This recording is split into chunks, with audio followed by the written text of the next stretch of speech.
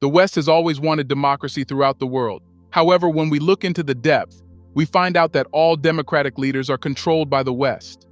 In Africa, where we saw recent coups, all the presidents represented a democratic system, but they were West's puppets. These presidents do and say things that are in the interest of the West, caring little for their own people. But this changed, and the military leaders have carried out coups to save what's left in their countries. Yet again, the West is using propaganda, saying that these coups are undemocratic. This gives them an excuse to interfere and intervene. Giving a speech at the United Nations General Assembly, he embarrassed the Western leaders sitting there, exposing how African leaders were blackmailed. The military leader of Guinea exposed what the West was planning to do next, which people of Africa should know about. So what is it? Let's find that out and know what he said.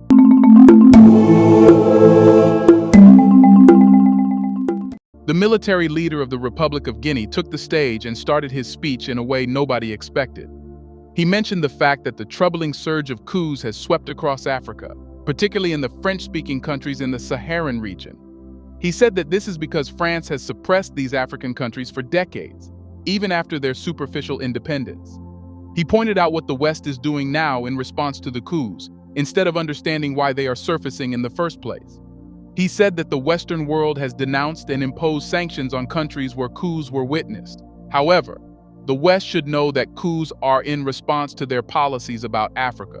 They put African presidents who were actually the West's puppets, making those countries their new colonies. He said that the root cause of these coups should be understood, instead of considering this sensitive situation hostile. The leader highlighted that coups were not solely orchestrated by those resorting to armed insurrection to overthrow a government. Rather, these coups are in response to the role played by individuals engaged in covert plotting, cunning schemes, deceptive tactics, and manipulation of constitutional provisions to maintain their hold on power. Well, he was referring to the African presidents and heads of state who have accepted to be the West's puppets for decades. They use the Constitution however they see fit, extending their rule and offering benefits to former colonial powers. The military leader of Guinea said that these individuals are often in white-collar positions, appearing as preachers of democracy. However, in reality, they are the ones betraying their countries. He said that when this type of unethical and undemocratic action becomes normal, coups are inevitable.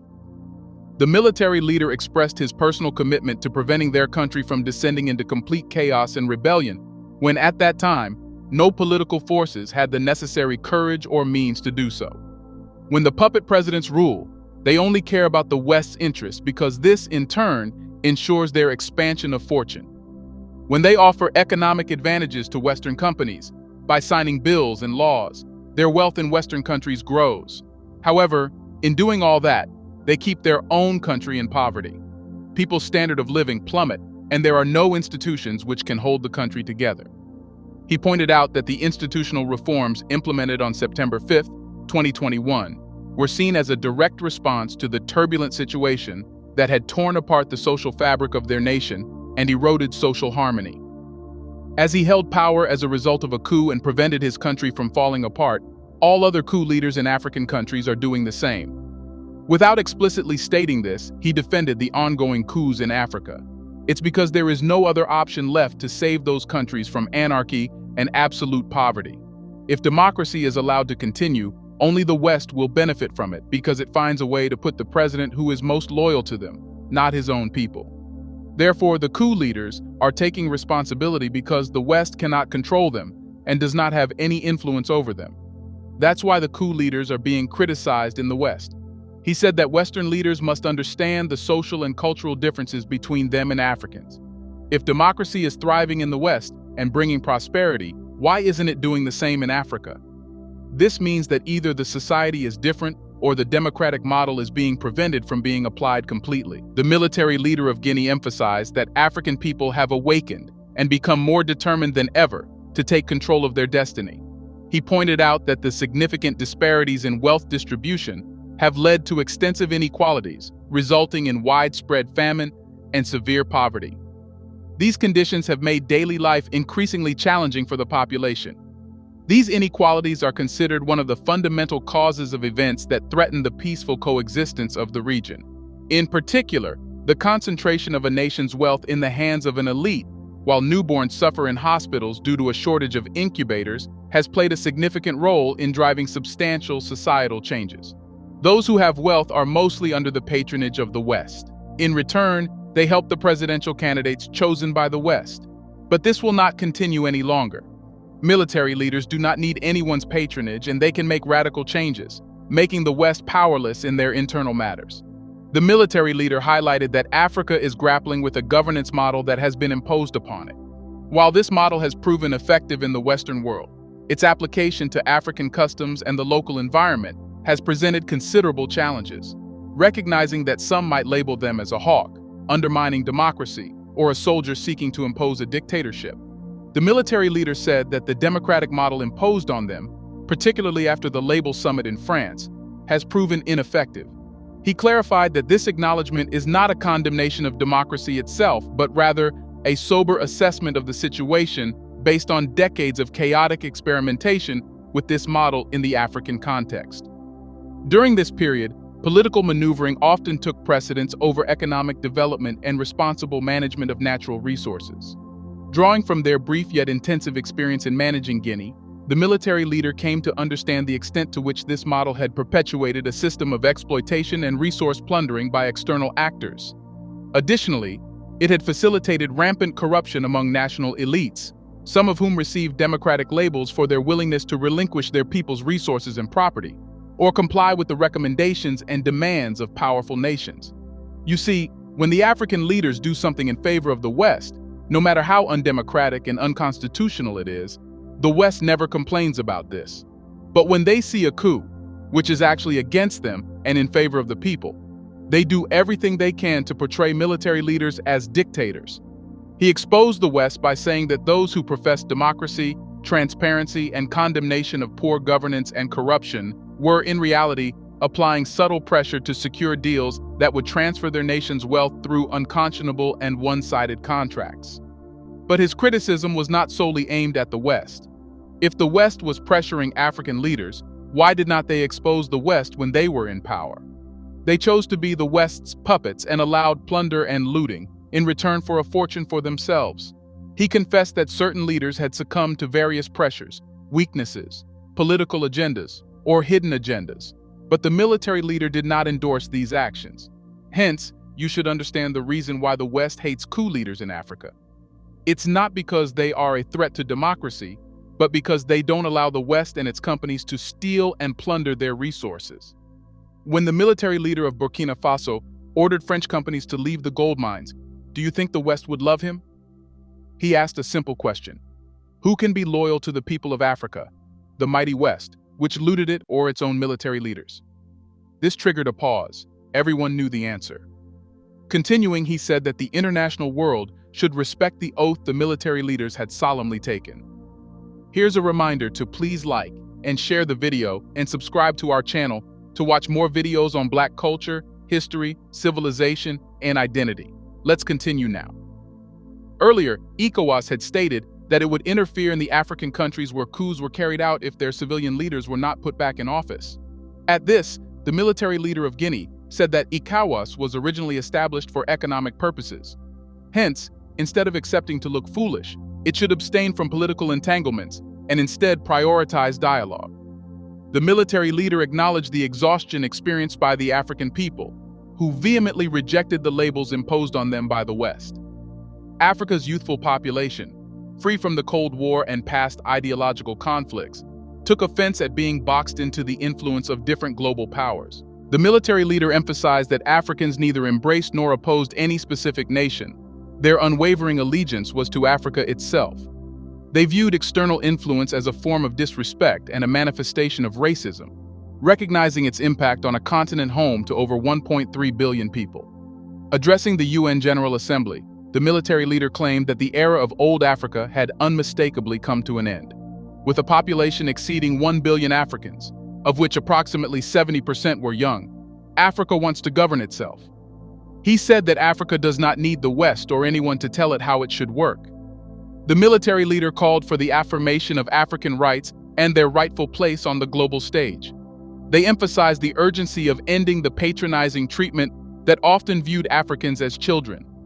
He said that Africa had reached a level of maturity where they could determine their priorities and create models that aligned with their identity and the daily realities of their nations and people. He demanded that the international community must take a fresh and attentive look at Africa. It is essential that they engage in genuine collaboration with Africa, fostering a spirit of mutually beneficial partnership. Whatever the military leader of the Republic of Guinea said finds its grievances in its history.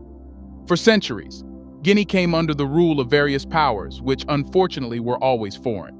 The area now known as Guinea once occupied the periphery of significant West African empires.